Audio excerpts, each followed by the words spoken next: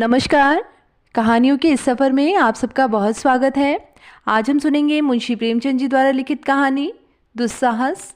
कहानी शुरू करने से पहले मेरा आप सबसे विनम्र निवेदन है, यदि मेरे द्वारा सुनाई गई कहानियाँ आप सबको पसंद आती हों और आपने अब तक चैनल को सब्सक्राइब ना किया हो तो चैनल को ज़रूर सब्सक्राइब कर लें और अपने मित्रों में भी शेयर करें।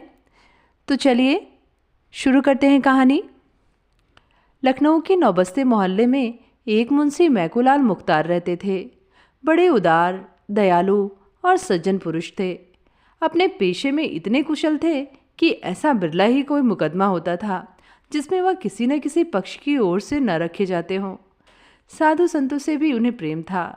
उनके सत्संग से उन्होंने कुछ तत्वज्ञान और कुछ गांजे चरस का अभ्यास प्राप्त कर लिया था। रही शराब, यह उनकी कुल प्रथा थी। शराब के नशे में वह कानूनी मसौदे खूब लिखते थे। उनकी बुद्धि प्रज्वलित हो जाती थी। गांजे और चरस का प्रभाव उनके ज्ञान पर पड़ता था। दम लगाकर वह वैराग्य और ध्यान में लीन हो जाते थे। मोहल्ले वालों पर उनका बड़ा रौब था, लेकिन यह उनकी कानूनी प्रतिभा का नहीं, उनकी उदार सज्जनता का था। मोहल्ले के इक्केवान, ग्वाले और कहार उनकी आज्ञाकारी थे। 100 काम छोड़कर उनकी खिदमत करते थे। उनकी मध्यजनित उदारता ने सबों को वशीभूत कर लिया था। वह नित्य कचहरी से आते ही अलगू कहार के सामने 2 रुपए फेंक देते थे। कुछ कहने सुनने की ज़रूरत न थी। अलगू इसका आशय समझता था। शाम को शराब की 1 बोतल और कुछ गांजा तथा चरस मुंशी जी के सामने आ जाता था। बस महफिल जम जाती। यार लोग आ पहुँचते। एक ओर मौकिलों की कतार बैठती, दूसरी ओर सहवासियों की। वैराग्य की और ज्ञान की चर्चा होने लगती। बीच बीच में मौक्किलों से भी मुकदमे की 2-1 बातें कर लेते। 10 बजे रात को वह सभा विसर्जित होती थी। मुंशी जी अपने पेशे और ज्ञान चर्चा के सिवा और कोई दर सिर मोल न लेते थे। देश के किसी आंदोलन, किसी सभा, किसी सामाजिक सुधार से उनका संबंध न था। इस विषय में वह सच्चे विरक्त थे। बंग भंग हुआ, नरम गरम दल बने, राजनीतिक सुधारों का आविर्भाव हुआ, स्वराज की आकांक्षाओं ने जन्म लिया, आत्मरक्षा की आवाज़ें देश में गूंजने लगीं। किंतु मुंशी जी की अविरल शांति में जरा भी विघ्न न पड़ा। उदारता और शराब के सिवाय वह संसार की सभी चीज़ों को माया समझते थे। सभी से उदासीन रहते थे। चिराग जल चुके थे। मुंशी मैकूलाल की सभा जम गई थी। उपासक गण जमा हो गए थे। अभी तक मदिरा देवी प्रकट न हुई थीं। अलगू बाजार से न लौटा था। सब लोग बार बार उत्सुक नेत्रों से ताक रहे थे। एक आदमी बरामदे में प्रतीक्षा स्वरूप खड़ा था। 2-3 सज्जन टोह लेने के लिए सड़क पर खड़े थे, लेकिन अलगू आता नजर न आता था। आज जीवन में पहला अवसर था कि मुंशी जी को इतना इंतजार खींचना पड़ा। उनकी प्रतीक्षाजनक उद्विग्नता ने गहरी समाधि का रूप धारण कर लिया था। न कुछ बोलते थे, न किसी ओर देखते थे। समस्त शक्तियां प्रतीक्षा बिंदु पर केंद्रीभूत हो गईं। अकस्मात सूचना मिली कि अलगू आ रहा है। मुंशी जी जाग पड़े। सवासीगण खिल गए। आसन बदलकर संभल बैठे। उनकी आंखें अनुरक्त हो गईं। आशा में विलंब आनंद को और बढ़ा देता है। एक क्षण में अलगू आकर सामने खड़ा हो गया। मुंशी जी ने उसे डांटा नहीं। यह पहला अपराध था। इसका कुछ न कुछ कारण अवश्य होगा। दबे हुए पर उत्कंठायुक्त नेत्रों से अलगू के हाथ की ओर देखा। बोतल न थी। विस्मय हुआ, विश्वास न आया। फिर गौर से देखा, बोतल न थी। यह अप्राकृतिक घटना थी, पर इस पर उन्हें क्रोध न आया। नम्रता के साथ पूछा, बोतल कहाँ है? अलगू, आज नहीं मिली। मैकूलाल, यह क्यों? अलगू, दुकान के दोनों नाके रोके हुए सुराज वाले खड़े हैं, किसी को उधर जाने ही नहीं देते। अब मुंशी जी को क्रोध आया। अलगू पर नहीं, स्वराज वालों पर। उन्हें मेरी शराब बंद करने का क्या अधिकार है? तर्क भाव से बोले, तुमने मेरा नाम नहीं लिया। अलगू, बहुत कहा, लेकिन वहाँ कौन किसी की सुनता था। सभी लोग लौटे आते थे, मैं भी लौट आया। मुंशी, चरस लाए? अलगू, वहाँ भी यही हाल था। मुंशी, तुम मेरे नौकर हो या स्वराज वालों के? अलगू, मुंह में कालिक लगवाने के लिए थोड़े ही नौकर हूँ। मुंशी, तो क्या वहाँ बदमाश लोग मुंह में कालिक भी लगा रहे हैं? अलगू, देखा तो नहीं, लेकिन सब यही कहते थे। मुंशी, अच्छी बात है, मैं खुद जाता हूँ, देखो किसकी मजाल है जो रोके। एक एक को लाल घर दिखा दूंगा। यह सरकार का राज है, कोई बदमिली नहीं है। वहां कोई पुलिस का सिपाही नहीं था। अलगू, थानेदार साहब आप ही खड़े सबसे कहते हैं, जिसका जी चाहे जाए, शराब ले या पिए, लेकिन लौट आते थे। उनकी कोई न सुनता था। मुंशी, थानेदार मेरे दोस्त हैं। चलो जी ईदू, चलते हो। राम बली, बेचन, झिनकू सब चलो, एक एक बोतल ले लो। देखो कौन रोकता है। कल ही तो मजा चखा दूंगा। मुंशी जी अपने चारों साथियों के साथ शराब खाने की गली के सामने पहुंचे तो वहां बहुत भीड़ थी। बीच में दो सौम्य मूर्तियां खड़ी थीं। एक मौलाना जामिन थे जो शहर के मशहूर मुजतहिद थे। दूसरे स्वामी घनानंद थे जो वहाँ की सेवा समिति के संस्थापक और प्रजा के बड़े हितचिंतक थे। उनके सम्मुख ही थानेदार साहब कई कांस्टेबलों के साथ खड़े थे। मुंशी जी और उनके साथियों को देखते ही थानेदार साहब प्रसन्न होकर बोले, आइए मुख्तार साहब, क्या आज आप ही को तकलीफ करनी पड़ी? यह चारों आप ही के हमराह हैं ना? मुंशी जी बोले, जी हाँ, पहले आदमी भेजा, वह नाकाम वापस गया। सुना आज यहाँ हड़बोंग मची हुई है। स्वराज वाले किसी को अंदर जाने ही नहीं देते। थानेदार, जी नहीं, यहाँ किसकी मजाल है जो किसी के काम में हाजिर हो सके। आप शौक से जाइए, कोई छू तक नहीं कर सकता। आखिर मैं यहाँ किस लिए हूँ? मुंशी जी ने गौरवान्वित दृष्टि से अपने साथियों को देखा और गली में घुसे कि इतने में मौलाना जामिन ने ईदू से बड़ी नम्रता से कहा, दोस्त, यह तो तुम्हारी नमाज का वक्त है, यहाँ कैसे आए? क्या इसी दीनदारी के बल पर खिलाफत का मसला हल करेंगे? ईदू के पैरों में जैसे लोहे की बेड़ी पड़ गई। लज्जित भाव से खड़ा भूमि की ओर ताकने लगा। आगे कदम रखने का साहस न हुआ। स्वामी घनानंद जी ने मुंशी जी और उनके बाकी तीनों साथियों से कहा, बच्चा, यह पंचामृत लेते जाओ, तुम्हारा कल्याण होगा। जिनको रामबली और बेचन ने अनिवार्य भाव से हाथ फैला दिए और स्वामी जी से पंचामृत लेकर पी गए। मुंशी जी ने कहा, इसे आप खुद पी जाइए, मुझे जरूरत नहीं। स्वामी जी उनके सामने हाथ जोड़कर खड़े हो गए और विनोद भाव से बोले, इस भिक्षुक पर आज दया कीजिए, उधर न जाइए। लेकिन मुंशी जी ने उनका हाथ पकड़कर सामने से हटा दिया और गली में दाखिल हो गए। उनके तीनों साथी स्वामी जी के पीछे सिर झुकाए खड़े रहे। मुंशी, रामबली, झिनकू आते क्यों नहीं? किसकी ताकत है कि हमें रोक सके? झिनकू, तुम ही काहे नहीं लौट आवत हो? साधु संतन की बात मानने का होता है। मुंशी, तो इसी हौसले पर घर से निकले थे? रामबली, निकले थे कि कोई ज़बरदस्ती रोकेगा तो उससे समझेंगे। साधु संतों से लड़ाई करने थोड़े ही चले थे। मुंशी, सच कहा है, गंवार भेड़ होते हैं। बेचन, आप शेर हो जाएं, हम भेड़ ही बने रहेंगे। मुंशी जी अकड़ते हुए शराब खाने में दाखिल हुए। दुकान पर उदासी छाई हुई थी। कलवार अपनी गद्दी पर बैठा ऊँघ रहा था। मुंशी जी की आहट पाकर चौंक पड़ा।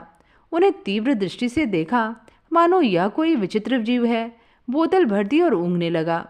मुंशी जी गली के द्वार पर आए तो अपने साथियों को न पाया।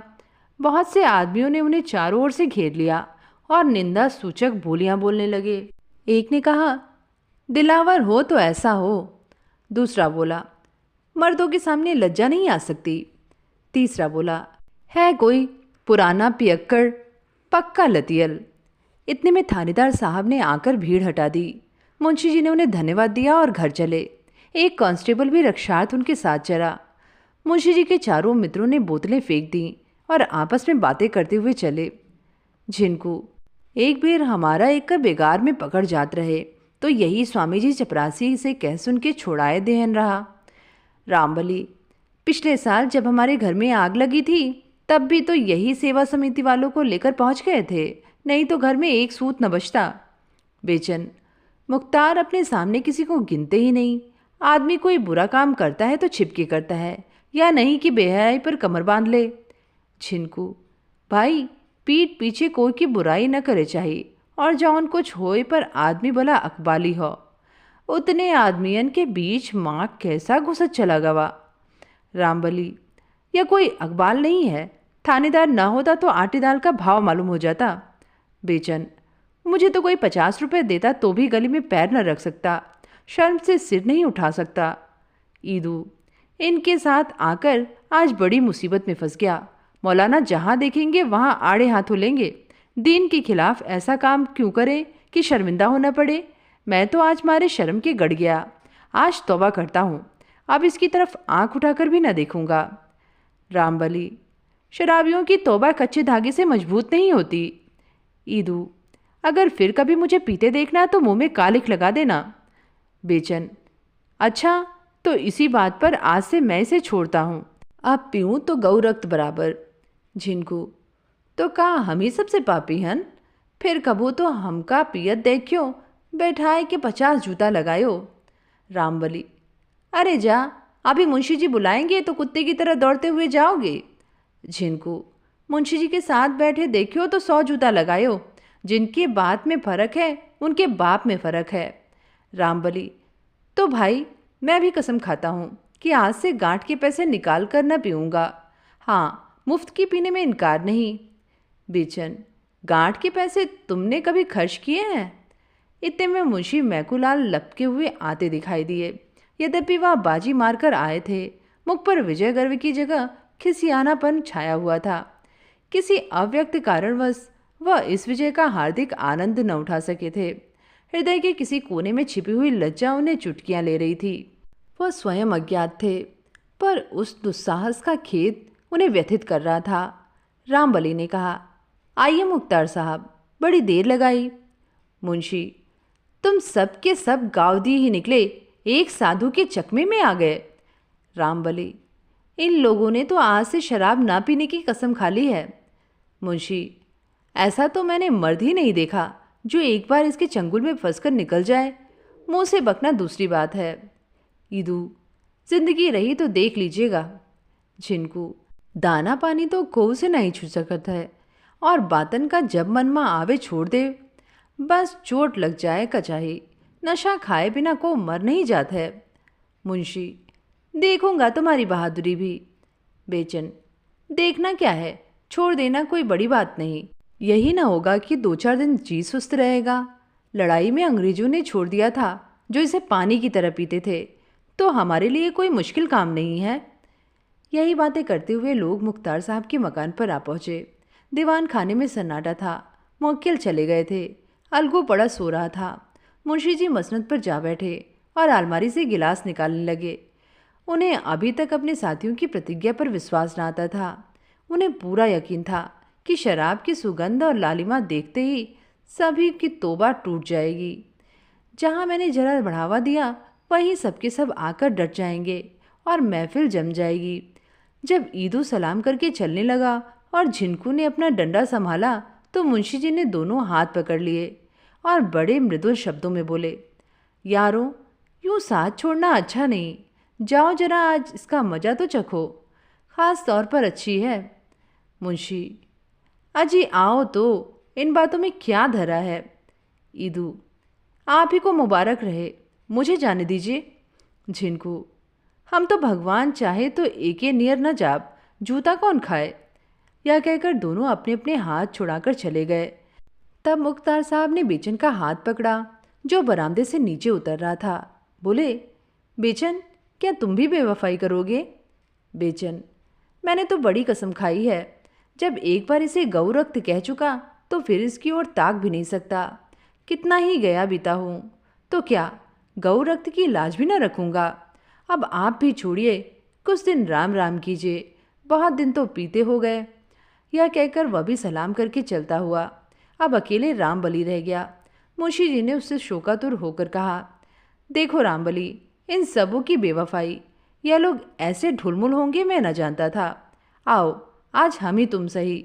2 सच्चे दोस्त ऐसे दर्जनों कचलोइयों से अच्छे हैं। आओ बैठ जाओ। रामबली, मैं तो हाजिर ही हूँ, लेकिन मैंने भी कसम खाई है कि कभी गांठ के पैसे खर्च करके न पीऊँगा। मुंशी, अजय, जब तक मेरे दम में दम है तुम जितना चाहे पियो, गम क्या है। रामबली, लेकिन आप न रहे तब ऐसा सज्जन फिर कहाँ पाऊँगा। मुंशी, अजय तब देखी जाएगी, मैं आज मरा थोड़े ही जाता हूँ। रामबली, जिंदगी का कोई एतबार नहीं, आप मुझसे पहले ज़रूर ही मरेंगे, तो उस वक्त मुझे रोज़ कौन पिलाएगा। तब तो छोड़ भी न सकूँगा। इससे बेहतर यही है कि अभी से फिक्र करूँ। मुंशी, यार, ऐसी बातें करके दिल ना छोटा करो।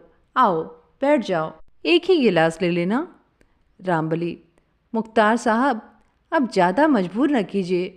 जब ईदू और झिनको जैसे लतियों ने कसम खा ली, जो औरतों के गहने बेच बेच कर पी गए और निरे मूर्ख हैं, तो मैं इतना निर्लज्ज नहीं हूँ कि इसका गुलाम बना रहूँ।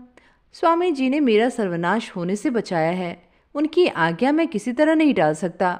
यह कहकर रामबली भी विदा हो गया। मुंशी जी ने प्याला मुंह से लगाया, लेकिन दूसरा प्याला भरने से पहले उनकी मध्यातुरता गायब हो गई। जीवन में यह पहला अवसर था कि उन्हें एकांत में बैठकर दवा की भांति शराब पीनी पड़ी। पहले तो असहवासियों पर झुंझलाए, दगाबाजों को मैंने सैकड़ों रुपए खिला दिए होंगे, लेकिन आज जरा सी बात पर सबके सब फिरंट हो गए। अब मैं भूत की भांति अकेला पड़ा हुआ हूँ, कोई हंसने बोलने वाला नहीं। यह तो सोहबत की चीज़ है। जब सोहबत का आनंद ही न रहा तो पीकर खाट पर पड़ रहने से क्या फ़ायदा। मेरा आज कितना अपमान हुआ। जब मैं गली में घुसा तो सैकड़ों ही आदमी मेरी ओर आग्नेय दृष्टि से ताक रहे थे। शराब लेकर लौटा हूँ, तब तो लोगों का वश चलता तो मेरी बोटियां नोच खाते। थानेदार न होता तो घर तक आना मुश्किल था।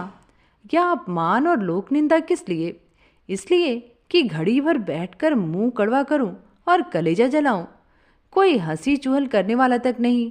लोग इसे कितनी त्याज्य वस्तु समझते हैं, इसका अनुभव मुझे आज ही हुआ है। नहीं तो एक सन्यासी के जरा से इशारे पर बरसों के लती पियक्कड़ यूं मेरी अवहेलना न करते। बात यही है कि अंतःकरण से सभी इसे निषिद्ध समझते हैं। जब मेरे साथ के ग्वाले, इक्केवान और कहार तक इसे त्याग समझते हैं, तो क्या मैं उनसे भी गया गुजरा हूँ? इतना अपमान सहकर, जनता की निगाह में पतित होकर, सारे शहर में बदनाम होकर, नक्को बनकर एक क्षण के लिए सिर में सरूर पैदा कर लिया तो क्या काम किया? कुवासना के लिए आत्मा को इतना नीचे गिराना क्या अच्छी बात है? यह चारों इसी घड़ी मेरी निंदा कर रहे होंगे, मुझे दुष्ट बना रहे होंगे, मुझे नीच समझ रहे होंगे। इन नीचों की दृष्टि में भी मैं नीच हूँ। यह दुरावस्था नहीं सही जाती। आज इस वासना का अंत कर दूंगा, अपमान का अंत कर दूंगा। एक क्षण में धड़ाके की आवाज़ हुई। अलगू चौंक कर उठा तो देखा कि मुंशी जी बरामदे में खड़े हैं और बोतल जमीन पर टूटी पड़ी है। तो ये थी कहानी दुस्साहस। कहानी आप सबको कैसी लगी नीचे कमेंट में लिख के ज़रूर बताइएगा। फिर मिलेंगे एक नई कहानी के साथ। धन्यवाद।